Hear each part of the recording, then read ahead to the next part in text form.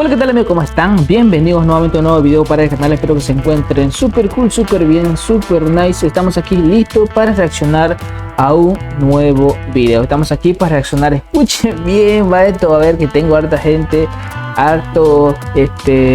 personas que ven mi video de Chile. Escuchen, el video de hoy va a ser controversial. La guerra del Pacífico en 9 minutos. Resumen: Chile versus Bolivia y Perú. Ya saben que en algunos videos que hemos puesto, varios comentarios hay de que cuentan mal en Chile, que cuentan mal en Bolivia, que Bolivia es traidor, que no sé cuánto, no sé qué. Y aquí vamos a ver un video vamos a ver qué tal nos explica, porque como se dice, en un lado enseñan una cosa, en otro lado enseñan otra cosa, pero siempre en cada país es diferente la historia en la cual como se cuenta. Listo, así que vamos a ver un video a ver qué tal.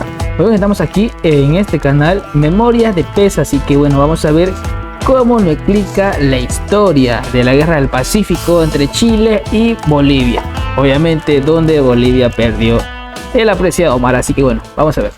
Hoy en Memorias de Pez vamos con una de las mayores guerras de la historia de Latinoamérica, una guerra que enfrentó a Chile con... ¿Por qué lo ponen a Bolivia como hijo de Perú aquí? ¿Por qué? Y los dos contra Chile. Contra Perú y ¿Pero Bolivia. por qué lo pone chiquitito? Hoy en Memorias de Pez, la guerra del Pacífico. Para hablar de esta guerra nos tenemos que ir a principios del siglo XIX, momento en el que la mayor parte de los países hispanoamericanos se independizan de España. Sí. El problema, como pasó en la guerra de la Triple Alianza, la cual ya hemos tratado en el canal, es que no estaba claro a quién pertenecían una serie de territorios. Me explico: países como Argentina, Chile, Bolivia o Perú aceptaban que sus fronteras tenían que ser las mismas que las que utilizaba España para delimitar sus regiones, pero España realmente nunca había tenido mucho interés en delimitar estas fronteras de forma muy precisa. Por ello, había una serie de territorios en disputa. Dos de estos territorios eran Tarapacá y Antofagasta, lugares en los que había guano y salitre y por los que Chile y Bolivia andaban en disputa. El caso es que finalmente, y tras unas interminables negociaciones, Chile y Bolivia llegaron a un acuerdo. Las empresas chilenas podrían explotar los recursos de la zona siempre y cuando pagasen un impuesto a Bolivia. Bolivia se comprometía por su parte a no subir este impuesto durante 25 años. También ambos se comprometían a someter a arbitraje internacional, es decir, a que un tercero mediase ante cualquier... Este es el tratado que siempre hablan. Y por ejemplo, yo aprendí lo mismo siempre. El mismo tratado, que se podía explotar, Bolivia cobraba los impuestos y cosas así. Pero es de este tratado del que se habla. Cualquier problemilla que pudiese surgir. Hasta aquí parece que todo va bien, ¿no? Pues pronto las cosas se iban a torcer y mucho. En 1878 la economía boliviana no iba nada bien y se les ocurrió que una manera de aliviar las arcas bolivianas era cobrando un poco más a las empresas chilenas por la explotación del salitre situado en la famosa zona conflictiva. Pero claro, la mayor empresa chilena de la zona, la Compañía de Salitres y Ferrocarriles de Antofagasta, se negó a pagar, ya que Bolivia se había comprometido a no subir este impuesto durante 25 años. Ese fue el que ocasionó el conflicto, es por la cual es el traidor a Bolivia, porque subió los impuestos cuando estaba pasando un mal momento.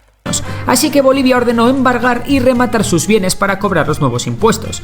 Chile no iba a dejar las cosas así, ya que pensaba que los tratados estaban para cumplirse. Ante esta situación, en febrero de 1879, el presidente chileno Aníbal Pinto ordenó la ocupación de Antofagasta, la cual fue realizada sin resistencia por 200 soldados chilenos que fueron recibidos como héroes, ya que la población del lugar era mayoritariamente chilena. Sin embargo, Bolivia tenía unas en la manga. En 1873 había firmado en secreto un acuerdo de defensa mutua con Perú. En secreto, ¿no? ¿Qué oyó? Tenía unas en la manga. En 1873 había firmado en secreto un acuerdo de defensa mutua con Perú.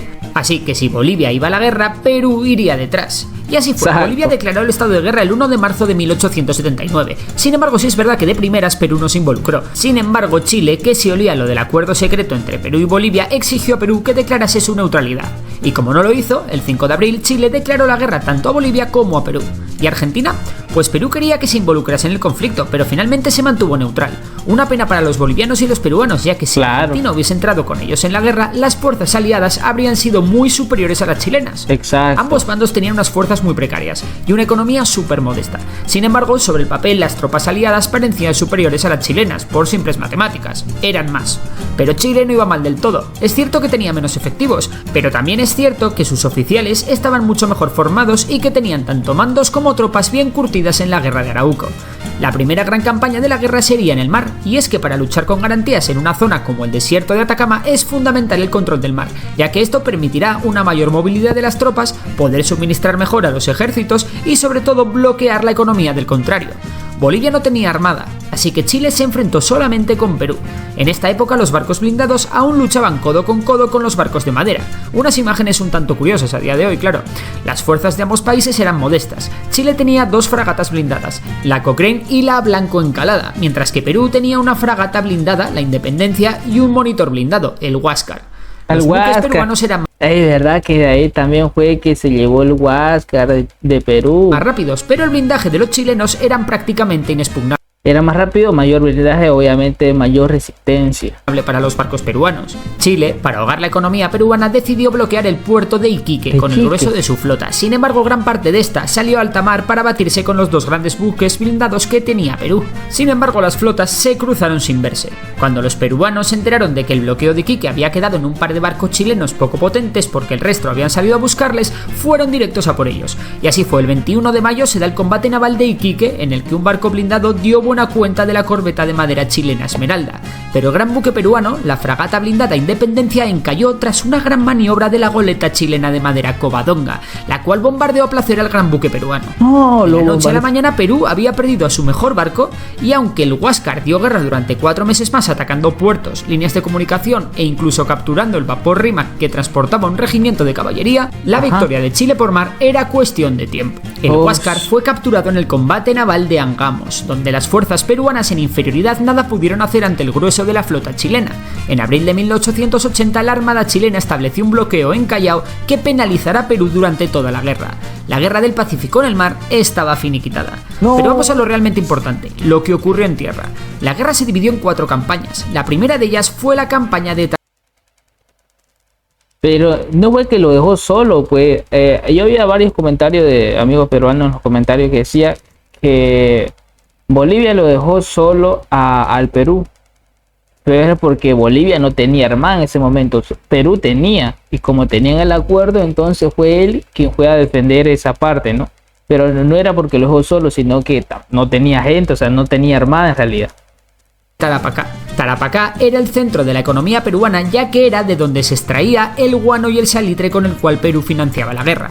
El ejército chileno comenzó la invasión de Perú el 2 de noviembre de 1879, con el desembarco de 9.900 hombres, siendo este uno de los primeros desembarcos anfibios de la era moderna. Pisagua fue tomada sin problemas. Los chilenos comenzaron a avanzar en la zona derrotando a las tropas aliadas en la batalla de Dolores. Con la victoria los chilenos consiguieron sitiar Iquique, ciudad que se entregó sin resistencia. A pesar de la victoria aliada en la batalla de Tarapacá, peruanos y bolivianos no pudieron mantener sus posiciones y se retiraron a Arica. Y ojo spoiler, la victoria aliada en la batalla de Tarapacá será la única victoria aliada hasta el final de la guerra. El caso es que Chile, que ya controlaba el mar, había tomado la zona más rica de Perú sin excesivos problemas. Tras la desastrosa actuación de los aliados en la campaña, los presidentes de Perú y Bolivia tuvieron que dejar su cargo. La siguiente campaña de la guerra será la de Tacna y Arica, una zona que era un gran nudo de comunicaciones y que también suponía la salida natural de Bolivia al mar. Las fuerzas chilenas se dividieron, 11.000 soldados desembarcaron en Punta Coles y más de 2.000 atacaron Mollendo, un punto clave desde el que salían los suministros de la guarnición de Arequipa. En marzo de 1880 los chilenos salieron victoriosos en la batalla de Los Ángeles. De esta forma, Tacna y Arica quedaban aisladas del resto de Perú. En mayo los chilenos vencieron a los aliados en la batalla de Tacna y en junio lo hicieron en la de Arica. Aniquilados, los ejércitos profesionales de Perú y Bolivia dejaron completamente de existir.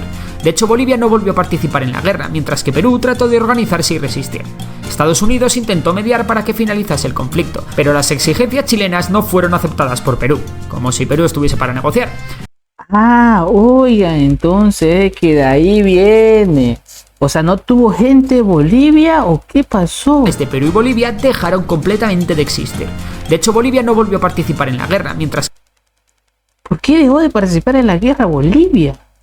Que Perú trató de organizarse. Eso es lo que dicen los amigos peruanos.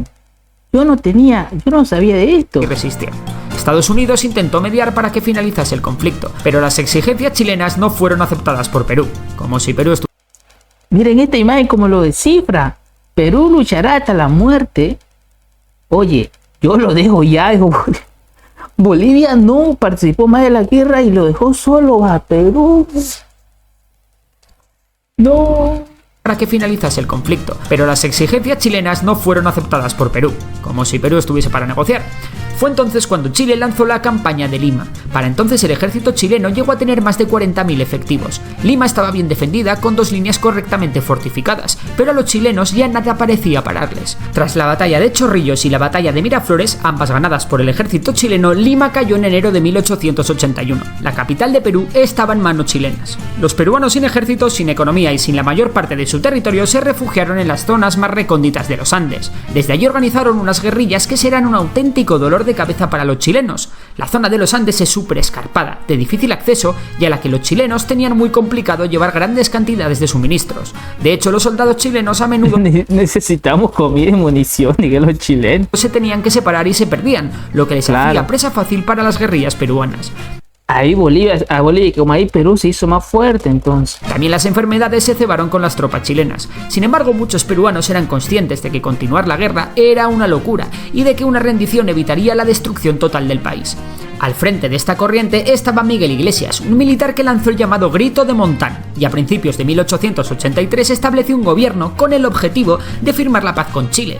Sin embargo, entre los propios peruanos hubo enfrentamientos entre aquellos que querían continuar la guerra y los que querían seguir luchando. De hecho, ni siquiera el gobierno de Iglesias era el único de Perú, y el resto decidieron seguir con la guerra. Estos peruanos que no estaban dispuestos a rendirse estaban la mayor parte de ellos bajo el mando de Andrés Avelino Cáceres. Finalmente los chilenos lanzaron una última expedición para acabar con los peruanos que aún no estaban en condiciones de luchar. Así se llegó a la batalla final en julio de 1883, la famosa batalla de Huamachuco, en la que los peruanos sufrieron grandes bajas. La resistencia peruana, ya muy desorganizada, aguantó un poco más en Arequipa, pero finalmente sucumbió ante un motín en la propia ciudad.